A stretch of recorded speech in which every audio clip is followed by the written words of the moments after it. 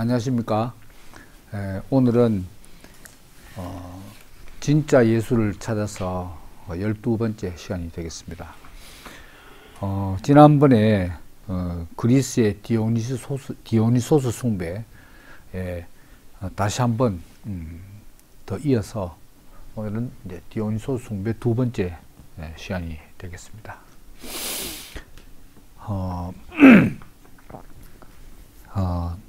이제 먼저 오늘 말씀드리고자 하는 것은 이제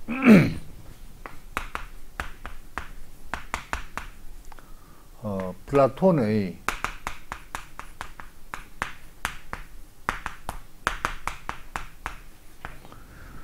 파이드로스라는 대화편이 있습니다.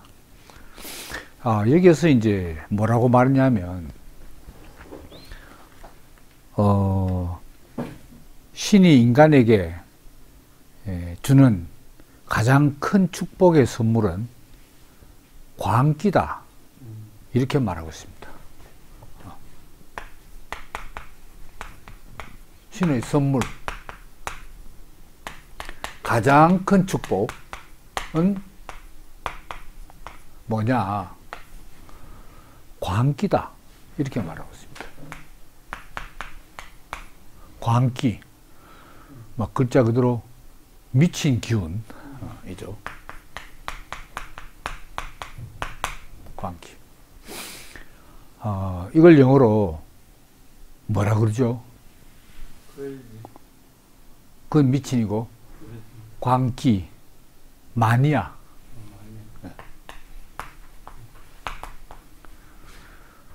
한 군데 미친 듯이 몰입한 상태를, 몰입한 사람을 마니아라고 그러잖아요. 오디오 마니아, 영화 마니아, 영어로 매니아라고 그러죠. 히라버로도 그대로 마니아라고 있습니다. 근데 이제 이 광기에는 이제 4가지 유형이 있다, 이렇게 말하고 있습니다. 4가지. 4가지, 다시 말하면 광기가 뭐냐? 이 첫 번째는 그 예언의 광기.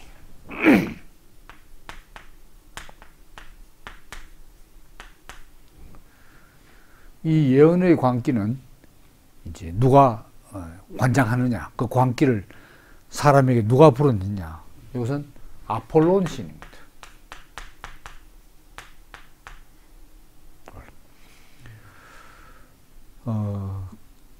지금도 그리스의 그 중부에 해당되어 있죠. 그게 델피 그 지역이 있습니다. 거기에 이제 파르나소스 산이라는 높은 산이 있고, 그 델피에 아폴론 신전이 있습니다. 그래서 옛날 고대 그리스 시대에 어떤 큰 국가적인 재난이나 어떤 사건이 닥쳤을 때 이 아폴론 신전에 가서 이 예언을 받습니다. 거기에 근무하는 여자 사제를 피티아라고 말합니다. 피티아. 여자 사제입니다. 그래서 이제 아폴론 신으로부터, 아니면 또 뭐 다른 신도 가능하죠. 주로 아폴론 신으로부터 그 예언을 받는 걸 뭐라고 하냐? 그걸 신탁이라고 말합니다. 신탁. 영어로는 오라클이라고 말하죠. 오라클.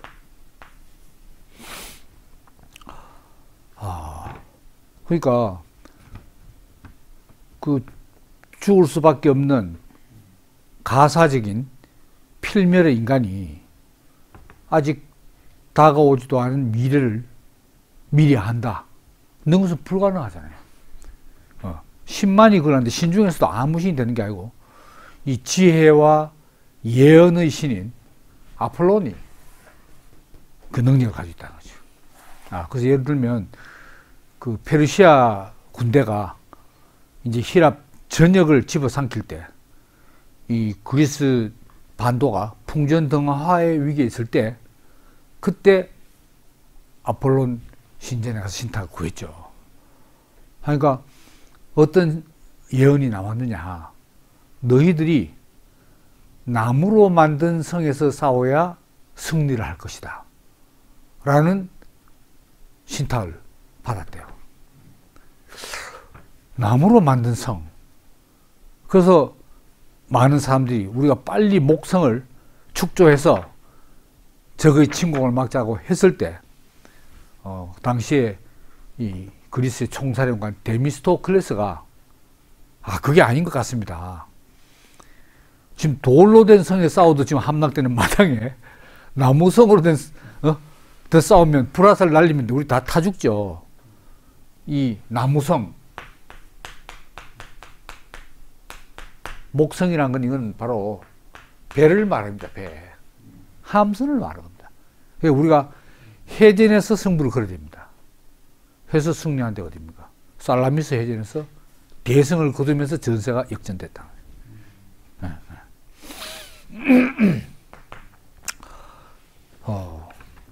그 예언도 이제 광기로 한다 이거죠. 광기. 그럼 이 피티아는 아폴론 신의 광기에 사로잡히는 거죠. 그래서 아폴론 신이 직접 예언을 하는 게 아니고 피티아 여자 사제의 입을 통해서 이제 피티아 여 사제가 광기에 사로잡히는 거죠. 그 다음에 이제 두 번째 광기가 뭐냐면 비의 신비의식, 신비의식.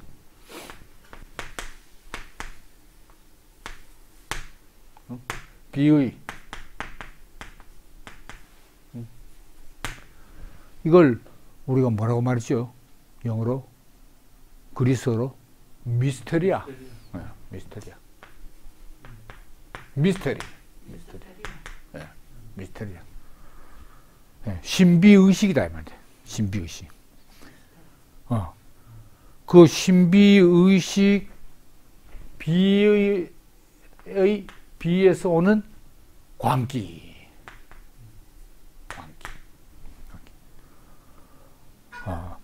그러니까 이제 디오니소스 이제 제사의식, 요게 바로 신비의식이고, 뭐 오르페우스 신비의식, 요건 다음 시간에 알려주는 오르페우스 신비의식, 요전에 했던 뭡니까 엘레우테리아 신비의식, 요건 전부 비의입니다.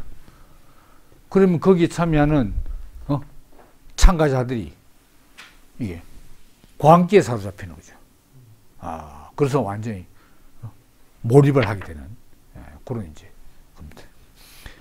그 다음에 이제 세 번째가 세 번째가 뭐냐 하면은 이제 뮤즈들의 영감. 뮤즈들의 영감. 여기에 사로잡히는 거예요. 요건 주로 이제 시인.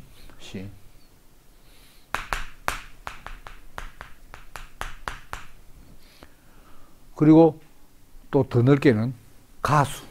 뭐 이런 사람들이 예술 방면에서 이제 뮤즈들의 영감이 사라져요. 뮤즈들이 예술을 관장하는 그 아홉 명의 신 아닙니까? 뮤즈들. 이것도 이제 광기사. 그러니까 예술 작품의 창조, 요건 맨정신으로 안 된다는 거죠. 안 그랬어요? 사람들 감동을 주고 명곡을 작곡하고 그 곡을 노래를 불러서 사람들 심금을 울리고, 이거 맹송맹송한 전신으로 작곡도 못하고 감동도 못 준다는 거예요. 이게 광기라. 광기, 뭐 좀 노골적으로 말하면 헷가닥? 헷가닥이죠, 이제. 그때. 그 다음 네 번째, 이게 맞습니다. 성애의 광기. 성적인 사랑. 요거는 어떤 신이 관장하느냐. 미의 여신 아프로디테.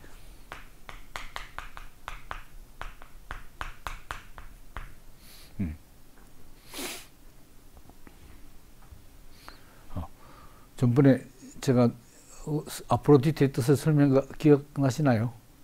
앞으로도 예쁘고 뒤태도 예쁘고 아프로디테. 그 다음에 에로스, 사랑의 신 에로스가 이 성의의 광기를 하네. 그러니까 남녀간에 미친 듯이 사람은 사랑에는 국경도 없다 하잖아요. 그래서 여자 때문에 자기 조국을 배반하고 뭐 그런 영화나 소설들이 많잖아요. 현실도 그런 일이 일어날 수 있잖아요. 이게 다 광기의 소리네. 뭐 콩깍지 시인 이 정도까지는 안 되죠. 하지. 헷가닥 미쳐야 돼요. 이 네 가지 광기인데 지금 이제 디오니소스 이 숭배와 관련된 광기는 뭡니까? 비유의 광기. 그 플라톤이 말하듯이 신의 선물로서 인간에게 주어지는 가장 큰 축복은 광기다. 다시 말하면 가장 큰 축복 받으면 어때요? 가장 큰 기쁨, 가장 큰 행복감. 이걸 우리가 누리는 상태가 뭐냐? 바로 광기의 상태다. 그냥 판에 박히는 단 규칙적인 일상생활, 이건 뭐 별로 행복할 것도 없죠. 뭐. 그렇다고 뭐 불행할 것도 없고 그냥 루틴하게 몸이 건조하게 지나가는 거잖아요. 그래서 뭐 예를 들면 뭐 광기라고 해야 될까요? 뭐 광기 비슷하죠. 그 유럽에 뭐 영국 프리미어 리그, 축구 프리미어 리그 하면 그 사람들 그 응원하는 거 하고 목숨 걸어요. 이번 월드컵 때. 야, 그럼 그 응원단들 와서 말이죠.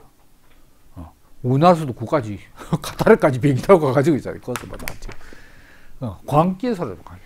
그 한 골 넣었을 때 막 울고 있잖아요. 뭐 난리 나잖아요. 그것도 광기라.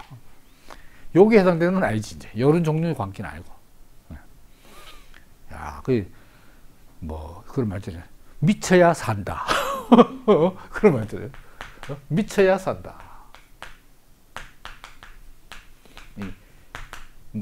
어딘가 그 미치는 막. 그 미칠 데가 없는 사람. 또 미치긴 미치는데 잘못된 데 미친 사람이 또 곤란하고. 미쳐도 건전하게 그 참, 어폐가 있어요. 미친 게 건전하게 미친다. 그것도 말이 모순적이잖아요. 왜? 미친다는 벌써 이 규칙을, 테두리를 넘어서는 건데, 그 건전하게 테두리 넘는 게 잘 있나요? 그러니까 이게 미쳐. 그래서, 이제, 여기서 이제, 그 두 가지를, 뭐, 이건 아폴론입니다만은, 아폴론도 이제 한번 요거부터 이야기하고 요거부터 설명, 이제 좀 더 상세히 한다면은, 이제, 아폴론 신탁.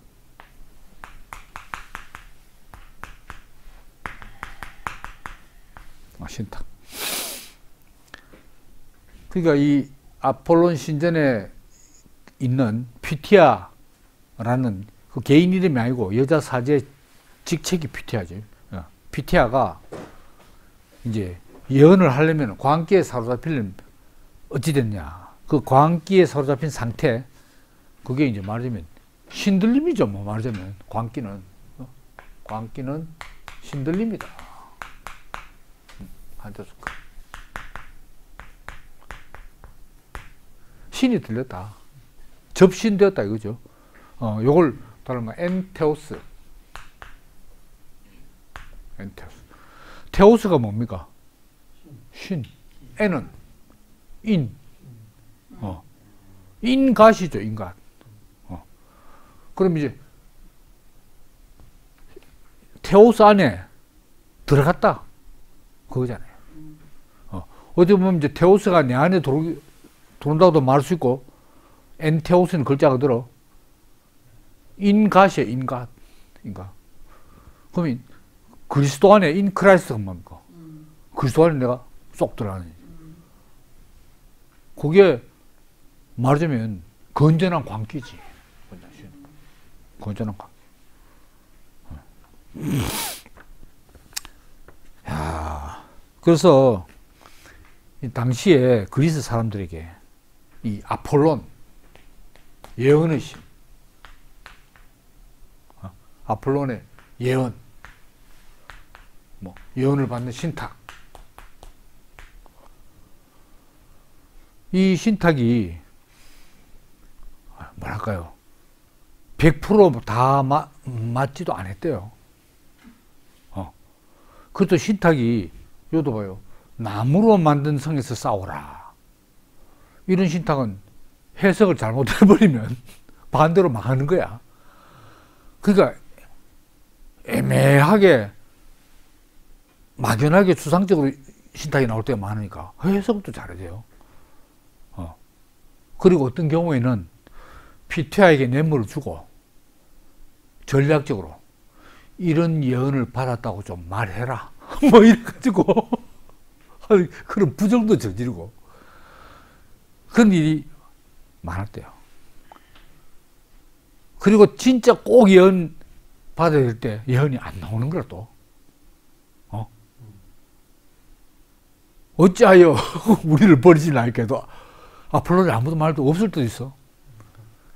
그럼에도 불구하고 그리스인들은 아폴론의 예언을 등지지 않았다는 거야.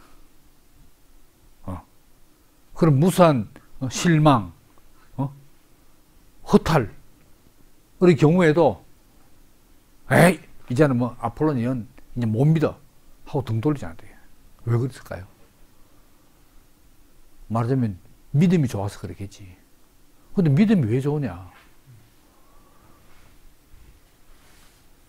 이 예언인이라도 없으면은 그리스 사람들은, 당시의 그리스 사람들은 살아갈 수가 없는 거야. 이 현실에 대한 불안, 재앙과 외적의 침해에 대한 공포,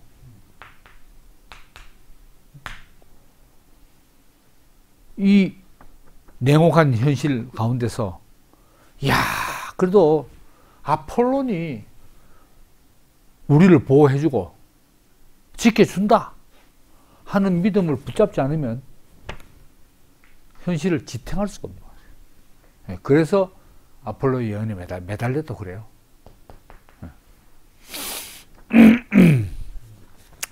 이건 뭐 아폴론 종교만 그렇겠어요. 오늘 뭐 기독교도 마찬가지고, 동서고금의 어느 종교도 종교가 성립한 이유가 불안과 공포 때문에, 염려.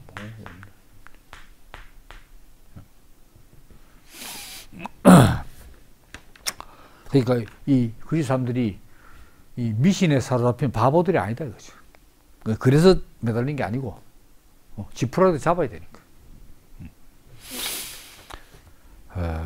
그 다음에 이제 2번에 디오니소스 이 비의 미스테리아,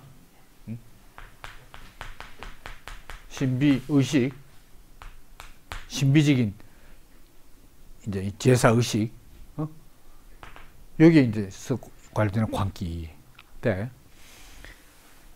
이 디오니소스의 이 신비 의식은 목적이 뭐냐? 그것은 바로 정화에 있습니다. 정화가 뭐죠? purification, 깨끗하게 한다.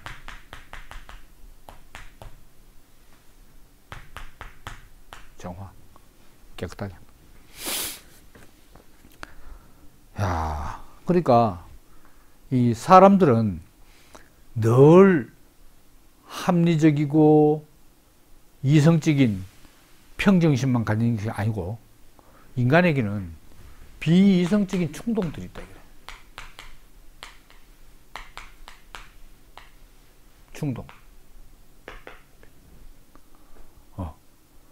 이게 억제되지 않고 만약에 폭발해 버리면 난동이 되고, 그죠? 어쩌면 집단 히스테리도 되는 거야, 이게. 그렇기 때문에 이 이성적 충동을 디오니소스 미스테리아 신비 의식을 통해서 해소를 시키는 거지. 배출구를 말한다 말입니다. 배출구. 야, 그럼으로써 어찌 됐냐? 이게 비이성적 충동성이 완화되고, 그리고 정화, 다른 말로 하면 카타르시스.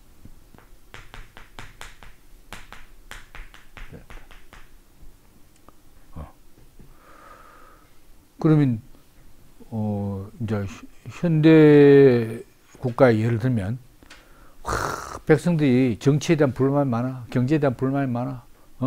왜 이리 살기 어렵노? 정치는 왜 있다고 막 하는 그런 이건 불만이 있으면 데모하고 폭력을 행사합니까? 옛날 같으면 이제 밀란이 나는 거지. 그러니까 스포츠 경기를 통해서 막 응원하고 상대방 욕하고 죽일 놈 살리려고 하고 막 소리 지르고 있잖아요. 와 하면서 어디 됐냐? 여기 이제 해소와 배출구나. 그런 식입니다. 그러니까 이 디오니소스 미스테리에서는 뭘 하냐? 희생 제물을 드리는 거야. 희생 제물.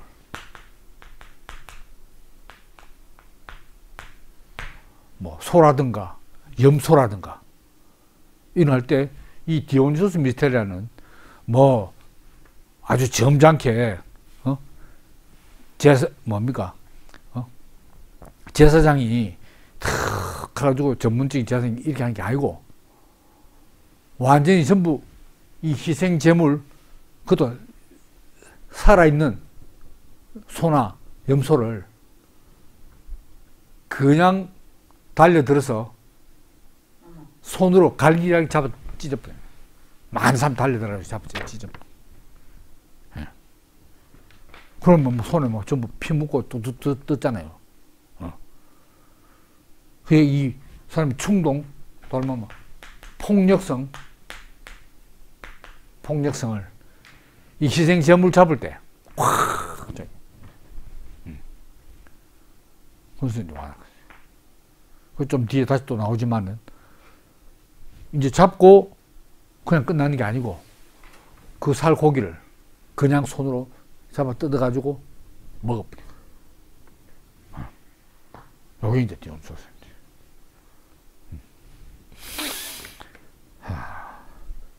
그리고 이제 이 여신도들이 이 산에 올라가서 산에 가서 이 광란의 춤을 추는 거야. 밤에 음악에 맞춰서 광란의 춤을 추는데 이걸 마운틴 댕싱이라고 합니다. 뭐 글자로 막 산춤, 산춤을 추는 거야. 마운틴 댄싱, 산춤. 살아있는 게 아니고 산에서 달밤에 춤추는 거예요.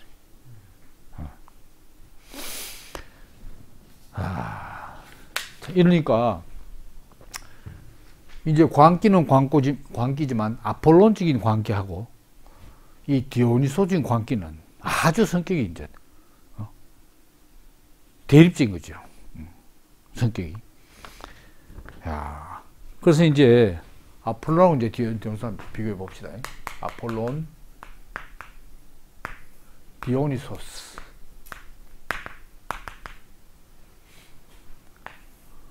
지난 시간에도 말씀드렸습니다만은 아폴로는 어떤 성격의 신이냐?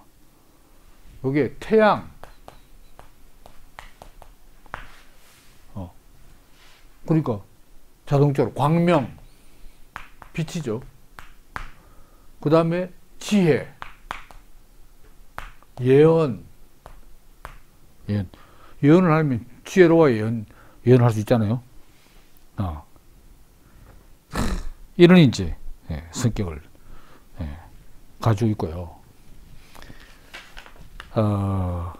그 다음에 차이에 대해서 관심이 있다. 이걸 설명을 드릴게요. 차이에 대한 관심.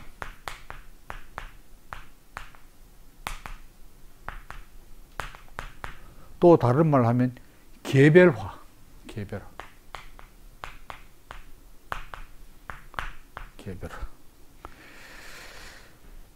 그리고 균형, 절도, 질서, 그 다음 째 조형, 분명한 형태, 조형, 균형 잡힌 형태, 그 다음에 평정, 도덕, 법률. 이 세상적으로 좋은 이 개념들은 이쪽에 다 있는 거예요. 아폴론. 그러니까 그리스인들이 주신은 제우스 신이지만은 실제 올림포스 12신을 대표하는 신은 아폴론입니다. 아폴론. 근데 여기 디오니소스는 이제 반대적인 색깔이에요. 저기는 광명인데 여기는 어둠. 그 다음에 심년, 깊이를 알 수 없는 심년, 혼돈, 그리고 일정하죠. 계속 변화하고 유동, 흘러가면서 움직이는 거, 유동. 그 다음에 형식 파괴. 여긴 조형 아닙니까? 형식 파괴.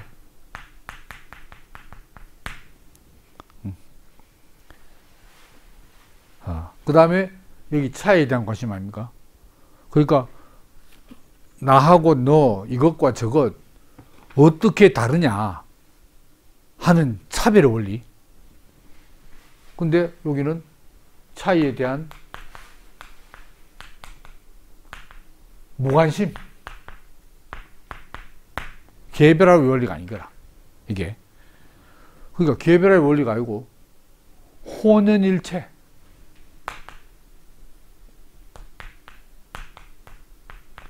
일체의 도취. 지난 시간에 디오니소스가 무슨 신이라고 그랬습니까? 포도주 신인 거야. 포도주 신. 그러니까 이제 포도주 신이다 이 말이야.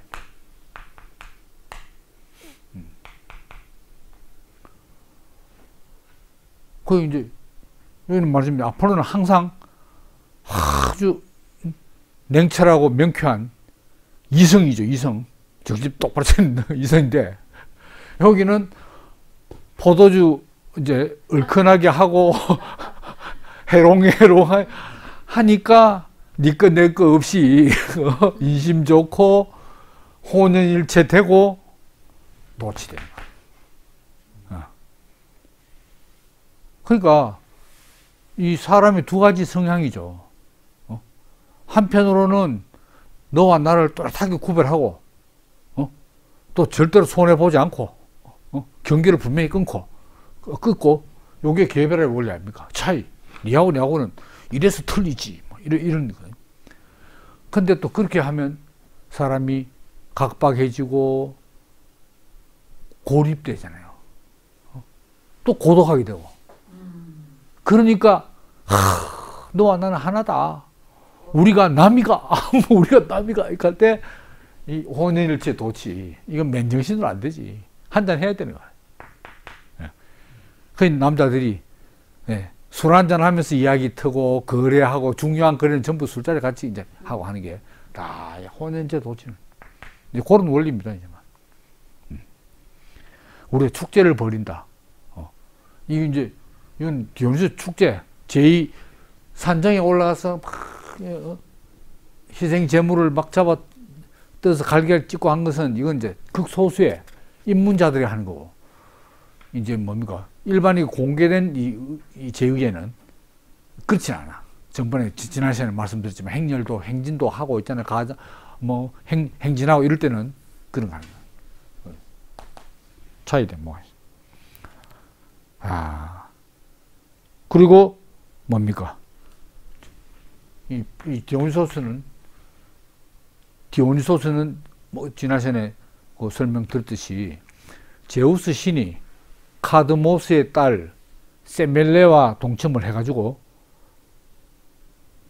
임신한 게 디오니소스인데, 제우스 마누라 헤라 여신이 질투를 해가지고 이제 뭐라고 말씀입니까? 세멜레에게 늙은 유모로 변장해 가가지고, 아무도 당신한테 찾아온 남자 그 좀 분위기 안 이상하더나. 당신의 정체를 분명히 보여달라고 한번 요구해봐. 해서 세멜레가 제우스에게 그렇게 요구했다가 제우스가 자기 정체를 딱 보이니까 번개를 들고 다니시는 아닙니까? 번개를. 그래서 번개 맞고 바로 타 죽었잖아요. 죽었는데 그 안에 뱃속에서 6개월 됐던 아기가 디오니소스인 거라. 그러니까 뭡니까? 제우스가 세멜레 안에 아기를 꺼내가지고 어디 이제 헤라한테 가야 되는데 감출 데가 없잖아요. 그래서 급한 바람에 허벅지 째가지고 애 넣고 봉해가지고 거기 감싸가지고 갔다 이거죠. 그래서 넉 달 뒤에 상기가 돼서 꺼내서 이걸 또 헤라 이제 좀 안 되네. 그래서 이제 님프들에게 보내가지고 산에서 숨어가지고 키우고 이래 큰 게 디오니소스 아닙니까? 그 디오니소스는 엄마 6개월 때 벌써 죽은 몸이지. 죽었다가 다시 살아난. 그러니까 죽음과 부활.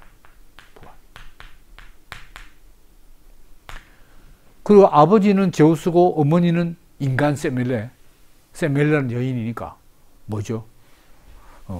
이래 제가 지난 시간에 했던 걸 또 한 건 오늘 처음 오신 분 때문에 제가 이 친절을 베풀어서 이렇게 하는 건데, 반신반인. 반신반인. 말이야. 디오니소스가. 근데 반신반인은 그리스 신화에서 영웅들 아닙니까? 말하자면. 근데 영웅들 중에서 유일하게 다 영웅들이 죽으면은 신이 되는데, 헤라클레스 전번에 말씀드렸듯이 신이 됐는데, 디오니소스는 보통 신이 아니고 올림포스 12신 마지막으로 합류한 신이 엄청나게 올라간 디오니소스.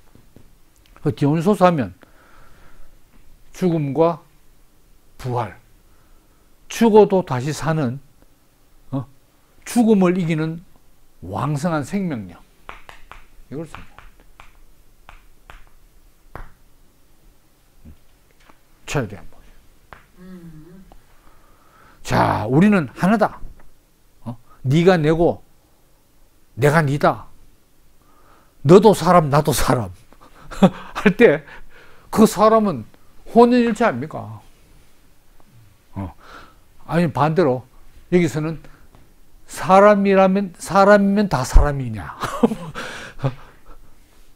사람 나름이지. 이러면은 차이를 강조하는 거고 개별화를 강조해요. 그러니까 뭐 연합 아니면 뭐 합일 이러면 아폴론적인보다는 디오니소스이다.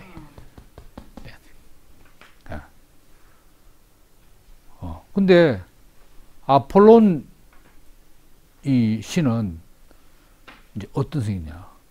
아폴론 신이 관심을 가지는 대상은 전체 그리스인이 아닌 거야. 아폴론 신은 최상류 그리스인 에만 관심을 가져요. 아폴론. 다시 말하면 그리스인 중에 요렇게 뭐 지혜롭고 균형, 절도, 질서, 조형, 평등, 도덕, 범주를 다 지키는 그런 사람이 많겠어요? 철학적으로 말하면 플라톤이나 소크라테스나 아리스토텔레스 돼야 되고, 정치는 말하면 페리클레스나 뭐 이런 사람들이 쉽지 않잖아요. 그래서 호메로스의 일리아스, 대서사시 일리아스 보면 아폴로는 누구의 후견인이냐? 트로이의 왕자, 그리스 전체에서 아킬레우스 다음으로 잘 싸우는 헥토르의 후견인 이 아폴론 신이. 그리고 귀족 선수의 이 자제들 중에서 뛰어난 운동 선수들을 잘 도와가지고 결국 영웅으로 만드는 신이 아폴론 신인 거예요. 그러니까 아폴론 신을 숭배하면서 아폴론의 총애를 받는 사람들을 따라가고 본받으려 하면 보통 사람은 가랑이 찢어지는 거죠. 이건 가난한 자들이 아니고 부유한 자들, 최상류층인 사람들. 여기는 디오니소스 신도들은 주로 어떤 사람들이냐? 지난 시간에도 말씀드렸지만 아무나 다 돼. 그리스인이면 다 되고 그리스인 아니라도 되고 노예도 되고. 여성들은 당시에 남녀 이 차별이 많았잖아요. 주로 여성들이 제일 많아. 노예들. 그리고 그리스에 사는 그리스 시민권이 없는 비시민권자들.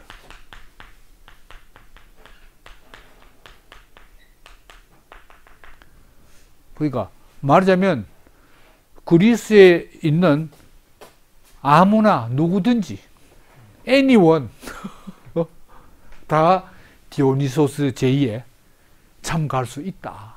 이런 이야기입니다. 대충 성격이 이제 구분되죠. 좀 상당 부분 뭐 와닿으실 거라고 생각합니다. 야, 그래서 이제 그 니체가 지난 시간에 말씀드렸죠. 니체의 비극의 탄생.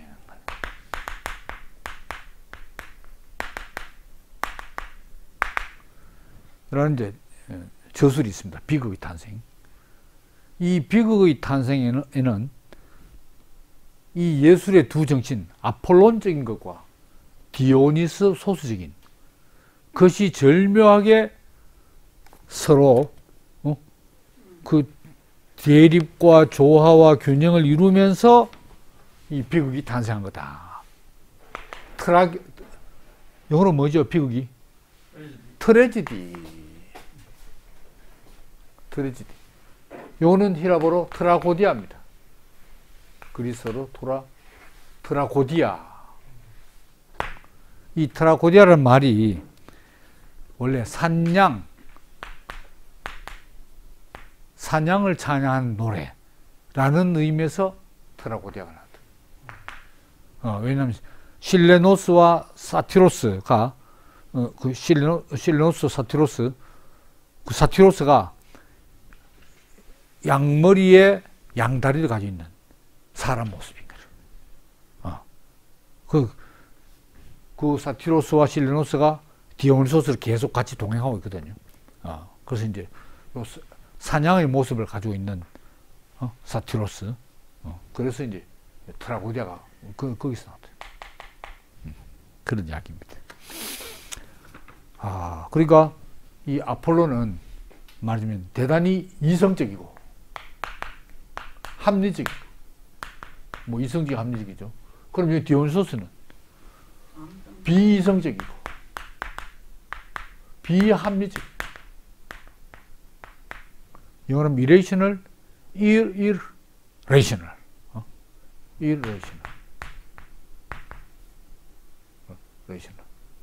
이렇게 된다.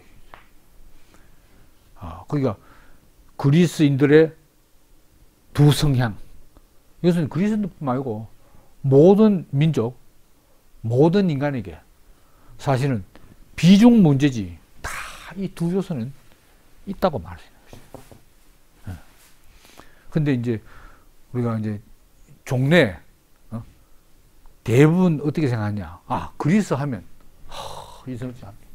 그리스 학문이 탄생하고 서양의 모든 이성적인 합리적인 어떤 문화가 그리스에게 돌려. 그 말도 맞아요.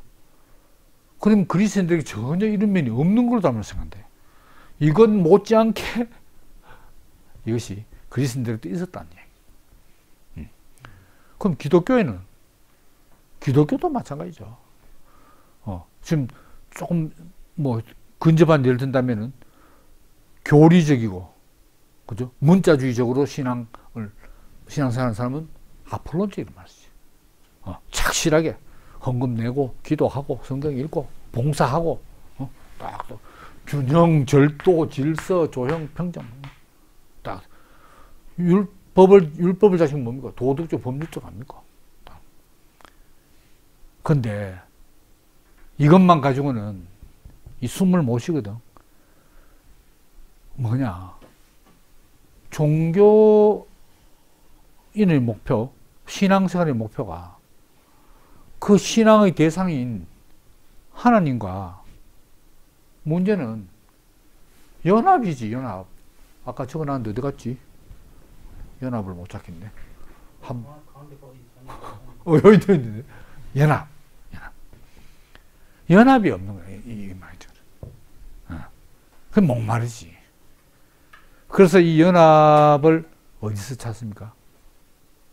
디오니소스 신도들은 신비 체험, 미스테리아 의식을 통해서 신비 체험을 하는 거고, 기독교인들은 뭡니까?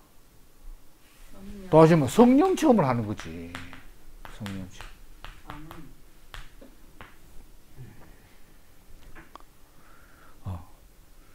제가 그것도 상당히 한 30년도 넘은 것 같습니다만, 한 30년 여전에 그 용문산 기도원 50주년 대성회를 갔어요, 제가.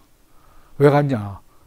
그 제자가 거기에 자기 아버지가 그 5명 목사 중 1명이거든요.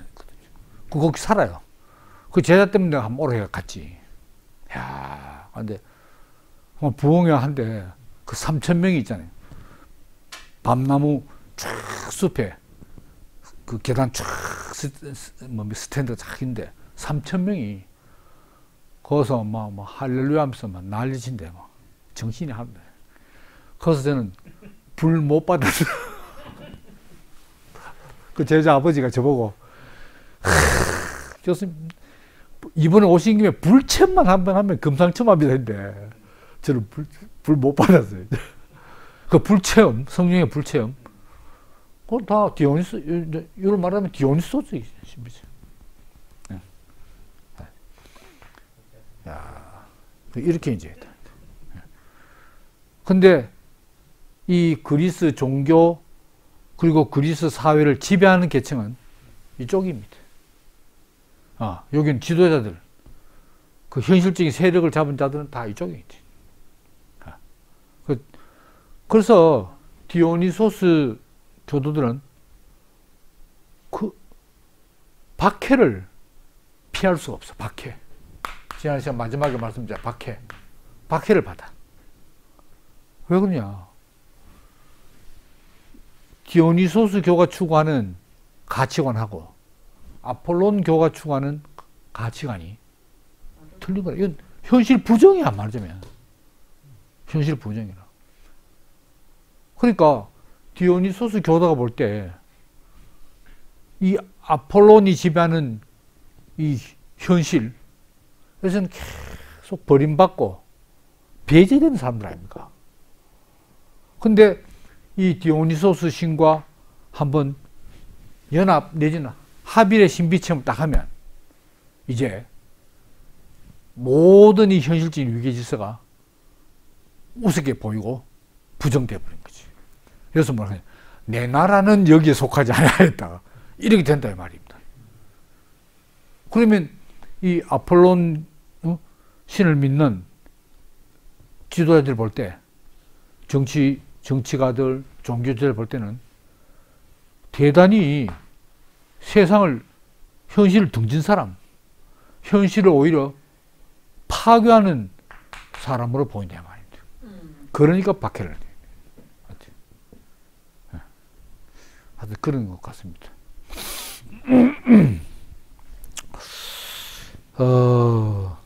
그 다음에 이제 또 이 비교를 좀 더 좀 더 하자면은, 이 아폴론 신은 이런 건전하게 이 현실의 길을 걸어가는 사람들에게 뭐를 약속하느냐? 안전을 약속합니다.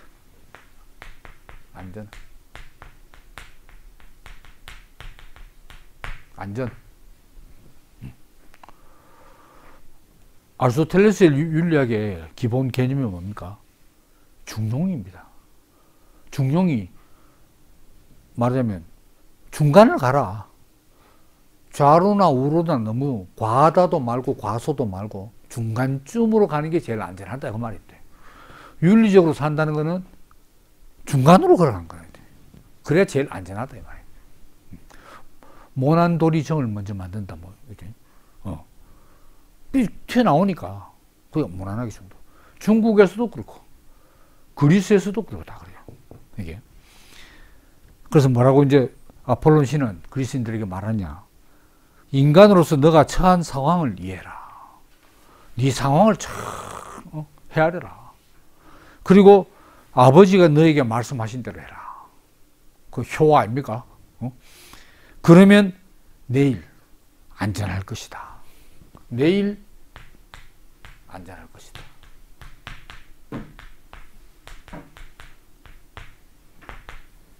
이렇다. 그에 반해서 디오니소스는 자기들 신도들에게 뭐라고 말하느냐? 안전을 약속한 게 아니고 자유를 약속합니다.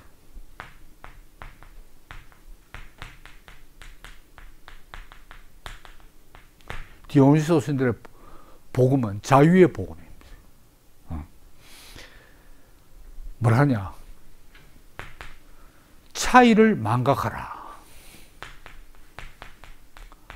아까 차이에 대한 무관심을 이렇게 했잖아요. 차이를 망각하라. 그러면 동일성을 발견할 것이다. 동일성을 발견할 것이다. 동일성이 뭡니까? 니와 내가 하나다 이거. 그러니까 뭐 노예든 여자든 뭐 빈부 귀천 없이 사람이면 다 똑같다. 이게 이제 동일성.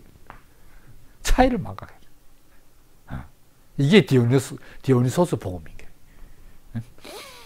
그럼 뭐냐? 그럼 어쩌냐? 그리고 티아소스에 참여하라. 소스에 참여하라. 티아소스가 뭐냐? 디오니소스 숭배자들. 그러니까 성경적으로 말하면 형제들의 교제에 참여하라. 모이기를 힘써라. 이겁니다. 티아소스. 디오니소스 숭배자들 모임에 참여해라. 그러면 어찌 되느냐? 그러면 여기는 뭐였죠? 내일 안전할 것이다. 내일을 위해서 오늘 탁 준비를 하는 사람들. 그러면 오늘 행복할 것이다. 내일 기다릴 여유가 없어, 이 사람들은. 내일 일을 모른대, 뭐. 이 사람들은. 오늘, 여기 내일.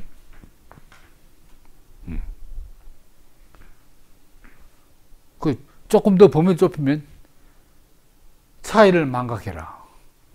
너 다르고 내 다른 게 아니다. 사람이면 다 똑같은 거다. 예를 들면. 그러면 하나님을 발견할 것이다.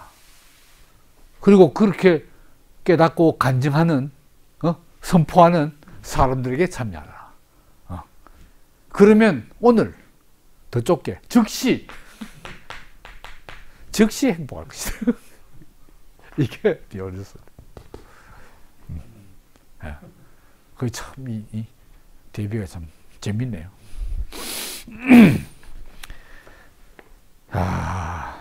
그래서 이 디오니소스는 말하자면 이제 기쁨의 신이지, 기쁨.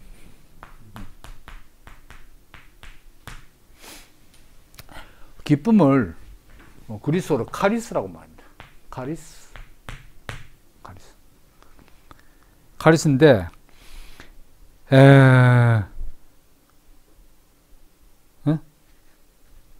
기쁨의 상태를 다른 말로 하면 엑스타시스. 우리 영어로 엑스타시를 하잖아요. 엑스타시. 요거 이제 황홀경 뭐 이렇게 말하죠. 황홀경. 엑스타시. 근데 엑스타시는, 영어의 엑스타시는 이제 그리스에서 뭐냐?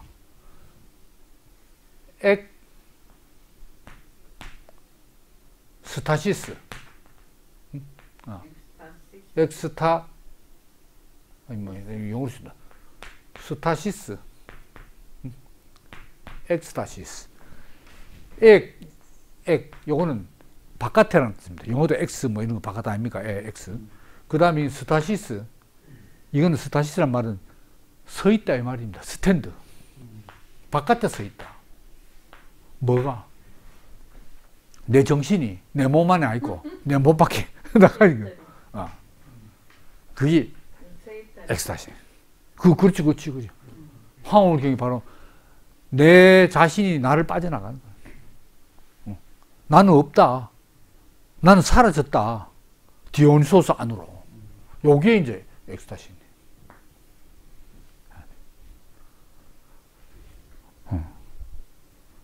그래서 또 다른 말 기쁨을 주는 자인데 이거를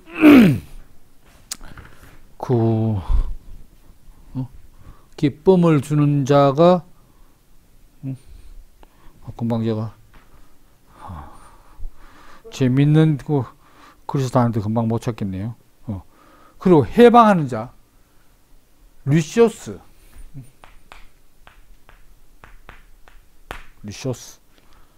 요게 이제 해방자입니다. 해방. 뭐로 또 해방이냐? 이 사회, 인습,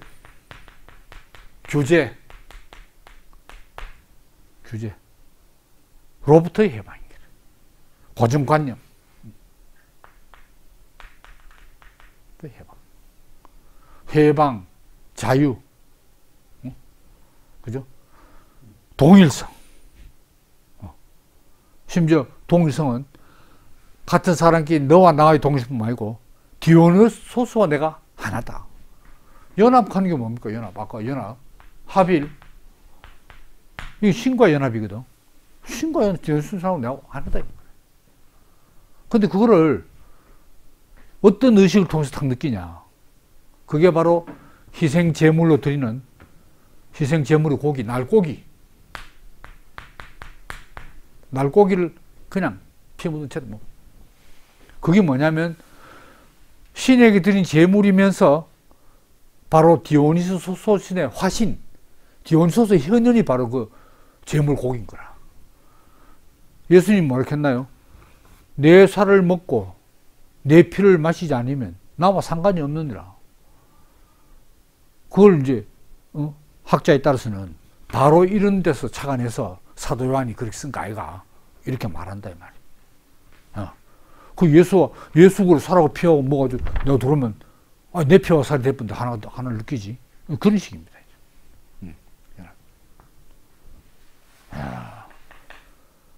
사실은 이 종교의 목적이 여기 있는 거죠, 사실 알고 보면. 그리고 아폴로는 이제 말하자면 대단히 현세적이다. 현세적. 뭐 죽은 다음에 신경 안 써. 호메로스 일리아스에 나오는 그 신들과 인간의 관계는 뭐 죽으면 신이 뭐 내세 뭐 이런 거 없어요. 죽으면 끝이라요. 마치 유대교 구약성의 유대교가 그렇듯이 현세만 이야기하는 거예요. 근데 이 디온소스는 그게 아니에요. 현세보다는 여기는 내세적이에요. 내세적. 왜 그렇겠습니까? 현세에서 물론 짧은 순간에 제2에 참가해서 신과의 연합을 맛보지만 황홀을 가지고 그건 순간적 아닙니까? 제2 끝나고 집에 들어오면 엄연한 현실이 기다리고 있는데 안 그렇겠어요?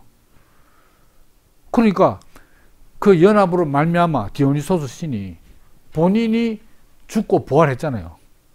그러니까 내가 살아서 한순간이라도 디오니소스와 연합한 경험을 한 사람은 분명히 내가 죽더라도 디오니소스는 나를 살려준다, 부활시켜준다는 믿음을 가지니까. 내서 그렇지 않으면 너무나 억울하니까. 똑같이 인간으로 이 지구상에 살면서, 그리스 땅에 살면서 이 얼마나 차이가 많습니다. 아폴론 추종자들하고 디오니소스. 노예, 희망이 없잖아요. 오로지 내세. 마치 그 미국의 남부 농장의 흑인들이 그 흑인 연가를 부르면서 말이 내세 천당을 꿈꾸는 마찬가지예요. 야, 그래서 이제 이 디오니소스는 대중의 신이다. 대중의 신. 귀족의 신이 아니라 대중의 신.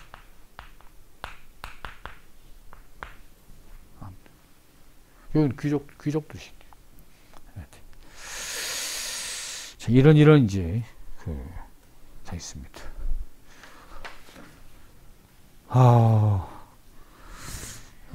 아직 할 것 많은데 시간이 다 돼가네요.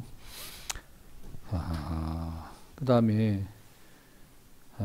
그러면은 다 설명을 이제 듣고 마지막으로 또 이제 언급할 내용이 이제 있는데 뭐냐 하면은 그 신약 성경이 이런 디오니소스 제의를 많이 반영한 거 아닌가 하는 이런 주장들이 있어요. 그 예를 이제 들면은 그 에우리피데스, 이 사람은 이제 그리스의 3대 비극 작가 중에 한 명입니다. 소포클레스, 아이스킬로스, 에우리피데스. 요 세 사람이 이제 그리스 비극 3대 비극 작가인데, 이 비극이라는 연극이죠. 연극이 언제 행해지냐? 디오니소스 축제 때 하고 그 아테네에 그 뭡니까? 아크로폴리스, 아테네 그 시내 한복판에 큰 언덕이 있잖아요. 높은 언덕인데 그 제일 위에 파르테논 신전이 있다 이 말. 그럼 그 밑에 기슭에 디오니소스 극장이 있어요. 예. 지금은 이제 잔이만 남아 있지만 그 스탠드가 돌로 쫙 해서 반원형으로 있잖아요. 돼 있거든요. 거기서 연극을 하는 거야. 연극하면 오늘 연극이 조금 다르죠. 오페라가 바로 이 비극에서 발전했다고 한 건데, 코러스 합창단들이 있고 대사도 하고 또 노래도 하고 이러면서 이제 그 연극을 한다 이 말이에요. 디오니소스 축제 기간에. 그러면 거기서 경연대회를 해요. 작가들이 연극을 막 하면 심사위원들이 이제 등수를 매기는 거야. 그 3대 비극 작가들은 1등을 많이 한 사람들이지, 대표적으로. 근데 에우리피데스가 어떤 작품을 쓰냐면 박하이 강의했어요. 박하이는 이걸 제목을 붙이기를 바쿠스의 여신도들. 디오니소스가 로마 신화로 넘어가면 뭡니까? 바쿠스가 되잖아요.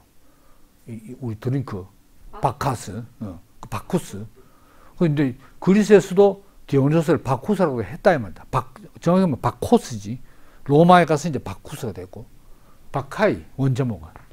그러니까 바쿠스 여신도들. 근데 여기 보면 이 디오니소스가 어떻게 그려지냐, 다 지금 설명을 시간 때문에 못 하겠는데, 고난받는 하나님 아들입니다.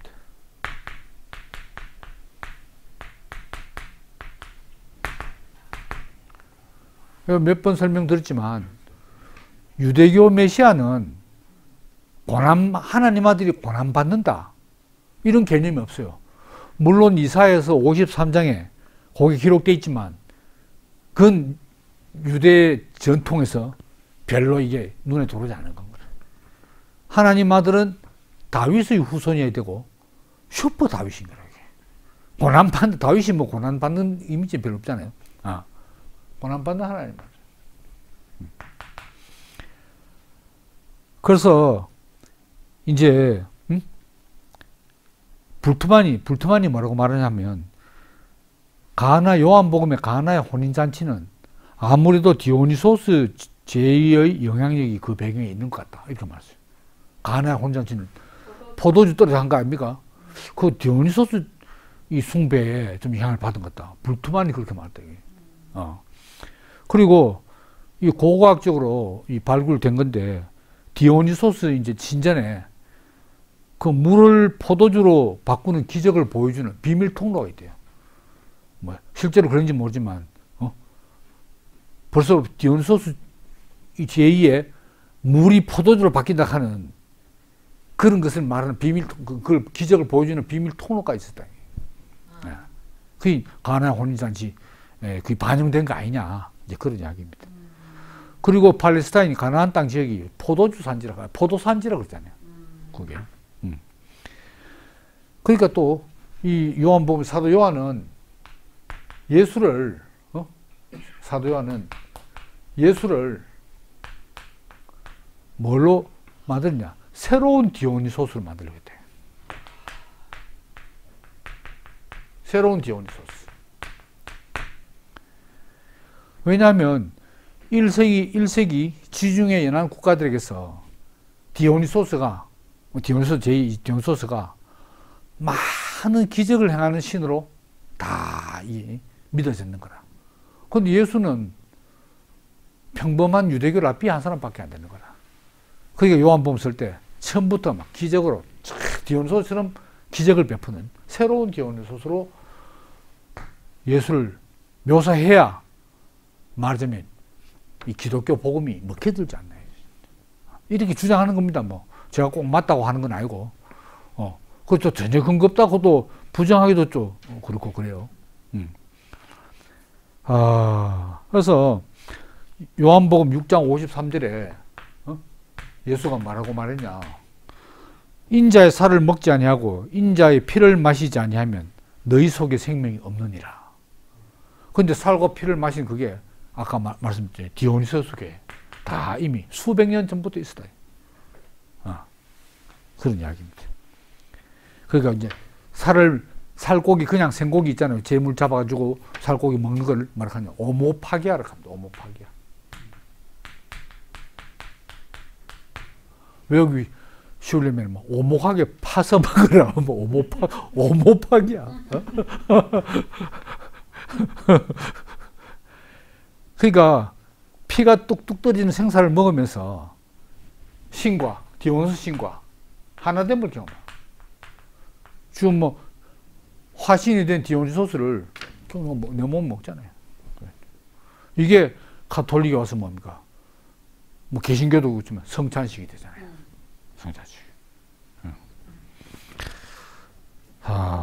그 다음에 베드로 그 사도행전에 보면 베드로가 감옥에 갇혔다가 옥문이 열려 나오고 바울과 실라가 옥문이 열려 나오잖아요. 그게 성경에 처음 이야기 있냐? 그게 아니랍니다. 바로 이 에우리피데스의 박하에 보면 저도 읽었는데 그 보면 디오니소스하고 여신도들이 그 펜테우스 왕이 감옥에 갇혔는데 옥문 탁 열리고 나오는 거예요. 그러니까 이제 그 다음에 바울의 회심 이야기. 야, 이것도 저도 좀 들었네요. 바울의 회심. 바울이 회심할 때 어떤 일이 났습니까? 다메섹을 가다가 도상에서 사울아 사울아 네가 어찌하여 나를 핍박하냐? 주의 뉘시 오니까 하니까 난 네가 핍박하는 예수다. 가시체 뒷발질 하기가 너게 고생이다 했잖아요. 근데 가시체 뒷발질 하는 게 고생이라는 말이 구약 성경에 어디도 한 군데도 없대. 어디에 나오냐? 그리스 문헌에 몇 군데가 나오는 거예요. 바로 이 바카이, 바쿠스의 여신도들 여기에 신에게 분노하고 가시체를 차는 것보다 희생 제물을 디오니소스에게 바치는 것이 낫다. 가시체를 차는 것보다, 신에게 분노해서 가시 차는 것보다. 가시체 뒷발질을 한다는 게 뭐냐? 성서에 어디에도 없는 표현인데 신의 의지에 대항해서 싸운다는 의미로 그리스 문헌에 몇 군데 나온다. 그러니까 이 그리스 종교에 신약 성경에 미친 영향을 막무가내 부인하기는 좀 어렵지 않나 그런 생각이 든다 이거죠. 제가 뭐 강력하게 주장한 건 아니고 그래요. 그렇습니다. 그래서 특히 기독교의 성찬, 아까 오모파기아 이 성찬, 그 다음에 부활 개념, 그리고 신과의 하나님과 연합.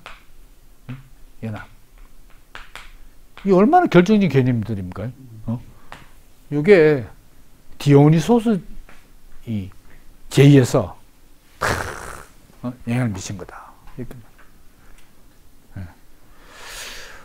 시간이 조금 지났습니다만은 오늘은 좀 여기까지 말씀드리고 다음 시간에는 오르페우스 종교로 한번 넘어가 보겠습니다.